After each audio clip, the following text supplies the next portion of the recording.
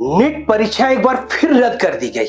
मैं केवल नीट ही नहीं बल्कि केंद्र और राज्यों की कई प्रतियोगी परीक्षाओं की बात कर रहा हूं। आखिर बार बार पेपर लीक कैसे हो जाता है? क्या पेपर लीक करने वालों में कानून का कोई डर नहीं बचा है या फिर हमारी व्यवस्था कहीं ना कहीं कमजोर पड़ चुकी है? जब ऐसे मामलों में कड़ी सजा की बात होती है तो कई लोगों को लगता है कि उम्र कैद या कठोर दंड की मांग गलत है।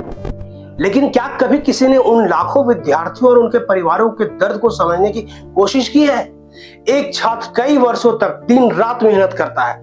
उसके माता पिता, दादा दादी, भाई बहन सभी उम्मीद लगाए बैठे रहते हैं कि उसकी सफलता से घर की स्थिति सुधरेगी, बहन की शादी होगी, परिवार का भविष्य बदलेगा। लेकिन कुछ लालची दलाल और भ्रष्ट लोग अपने स्वार्थ के लिए इनके सपनों को कुचल देते हैं। उन्हें ना विद्यार्थियों की मेहनत से मतलब होता है, ना ही उनके टूटते हुए भविष्य। कई छात्र मानसिक तनाव में चले जाते हैं, कुछ तो अपनी जिंदगी तक खत्म कर लेते हैं। इन घटनाओं के लिए केवल एनटीए या किसी एक संस्था को दोष देना पर्याप्त नहीं होगा।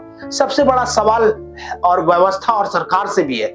आखिर ऐसे अपराधियों को जल्दी जमानत क्यों मिल जाती है? क्यों कुछ सालों के बाद वे फिर बाहर आकर वही काम करने लगते हैं? क्या कानून का डर वास्तव में खत्म हो चुका है? शिक्षा और प्रतियोगी परीक्षाएं केवल परीक्षा नहीं होती बल्कि करोड़ों युवाओं के सपनों और भविष्य का आधार होती है। इसलिए पेपर लीक जैसे अपराधों पर कठोर और प्रभावी कार्रवाई होना बेहद आवश्यक है ताकि किसी मेहनती छात्र का भविष्य फिर से बर्बाद ना हो। आपकी इस विषय में पर क्या राय है? सहमत हो तो शेयर करो, चुप रहे तो अगला पेपर भी लीक हो जाएगा। अपनी प्रतिक्रिया कमेंट बॉक्स में अवश्य दें। धन्यवाद।